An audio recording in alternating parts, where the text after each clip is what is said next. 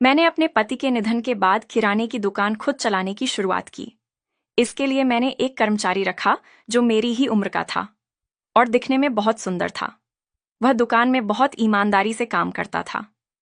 हम दोनों मिलकर दुकान में काम करते थे। मेरी एक छोटी बेटी थी जिसकी वो बहुत देखभाल करता था। एक दिन उसको दुकान पे काम करते बहुत रात हो गई। रात का समय था, इसलिए मैंने उससे कहा, आज इतनी रात को मत जाओ, यहीं रुक जाओ। उस रात वह मेरे घर रुका और फिर रात को हम दोनों के बीच जो जो हुआ सब कुछ अच्छे से बताने वाली हूं। दोस्तों, मेरा नाम शीतल है। मैं दिखने में बहुत सुंदर हूं। मैं एक गांव में रहती थी। मेरे घर की स्थिति गरीबी की थी। मेरी पढ़ाई पूरी होने के बाद मेरे घर वालों ने मेरे लिए रिश्ता ढूंढना शुरू किया। एक अच्छे ताल्लुका स्थान से रिश्ता आया। लड़का दिखने में बहुत सुंदर था, लेकिन घर की स्थिति अच्छी होने के कारण वह नौकरी नहीं करता था। उनके घर में किराने की दुकान थी जिसे वह चलाता था। फिर हमारी शादी तय हो गई। शादी से पहले मैं बहुत सुंदर लग रही थी। सभी लोग मेरी बहुत तारीफ करते थे। हमारी जोड़ी बहुत अच्छी लग रही थी। शादी के बाद हमारी पहली रात बहुत आनंद में बीती।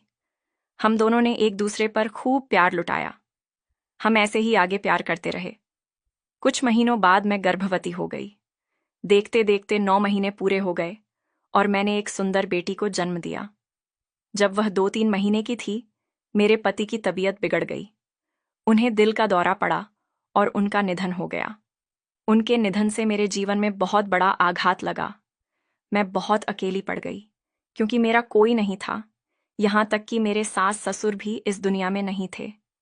इतनी छोटी बेटी थी और मैं पूरी तरह दुख से टूट गई थी।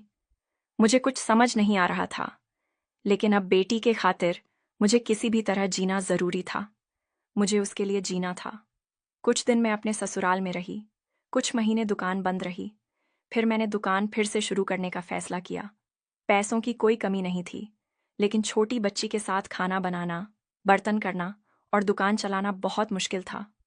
मेरे घर वालों ने सलाह दी कि तुम एक कर्मचारी रख लो, वह तुम्हारी मदद करेगा।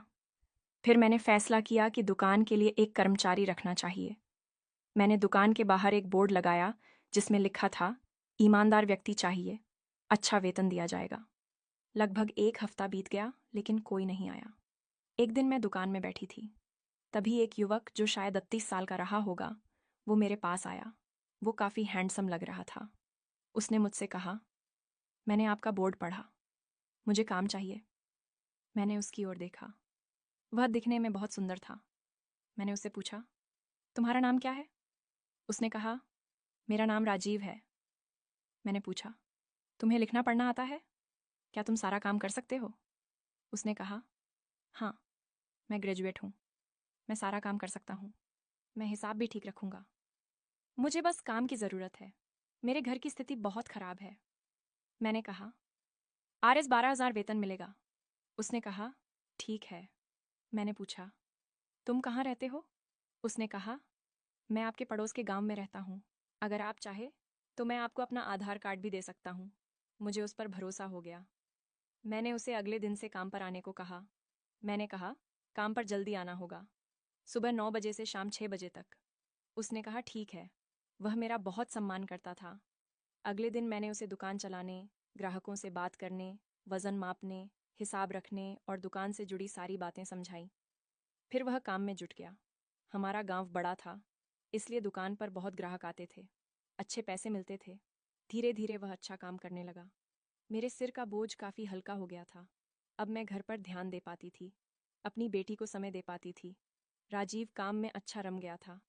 वह दिखने में भी बहुत सुंदर था और मेरा बहुत सम्मान करता था।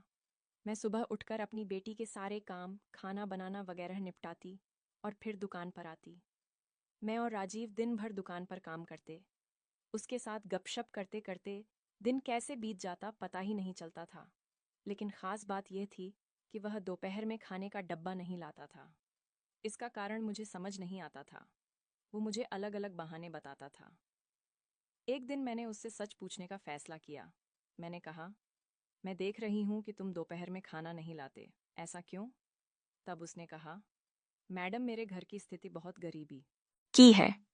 जब मैं और मेरी छोटी बहन छोटे थे, तभी हमारे माता पिता का देहांत हो गया। सारी जिम्मेदारी मुझ पर आ गई। मैं जो काम मिलता करता और हमारा पेट भरता। हम दोनों ने काम करते करते पढ़ाई की। मैंने अपनी बहन की शादी करवा दी। अब मैं अकेला हूं। मैं सुबह खाना बनाता हूं और रात को अपने हाथ से बनाकर खाता हूं। मुझे इतना व्यवस्थित खाना बनाना नहीं आता, इसलिए मुझे शर्मिंदगी की होती है कि मैं बनाया हुआ खाना काम पर लाऊं। मुझे उसकी बात सुनकर बहुत बुरा लगा। वह बहुत ईमानदारी से काम करता था। मैंने उससे कहा, कल से मैं तुम्हारे लिए दोपहर का खाना बनाकर रखूंगी, फिर हम दोनों साथ में खाएंगे। वह मना करता रहा, नहीं मैडम, नहीं चाहिए। लेकिन मैं नहीं मानी। अगले दिन से हम दोनों साथ में खाना खाने लगे। एक दिन ग्राहक ज्यादा थे तो हमने दुकान देर रात में बंद की। बहुत रात हो गई थी तो मैंने उससे कहा, इस समय तुम्हें जाना खतरनाक हो सकता है, इसलिए तुम मेरे घर चलो। वह मान गया। फिर हम दोनों घर गए जहां मेरी बेटी मेरा इंतजार कर रही थी। फिर मैंने खाना बनाकर बेटी को उसके रूम में सुला दिया। तब तक राजीव गेस्ट रूम में बैठकर फोन चला रहा था। फिर हम दोनों ने खाना खाया, लेकिन दिक्कत ये थी कि गेस्ट रूम का एसी खराब था और गर्मी भी बहुत थी। तो मैंने उससे मेरे साथ मेरे रूम में आने को कहा। वह पहले मन कर रहा था, लेकिन मुझे पता था कि उसका भी बहुत मन है। फिर वह मान गया। हम रूम में गए। मैंने सारी लाइट बंद कर दी और इसके बाद जो जो हुआ दोस्तों, मजा ही आ गया। अगर आप डिटेल में सुनना चाहते हैं हमने कैसे क्या क्या किया, तो कमेंट में पार्ट 2 लिख दीजिए, जिसके बाद आने वाली वीडियो में मैं आगे की कहानी पूरे विस्तार से सुनाऊंगी। आने वाली वीडियो देखने के लिए इस वीडियो को लाइक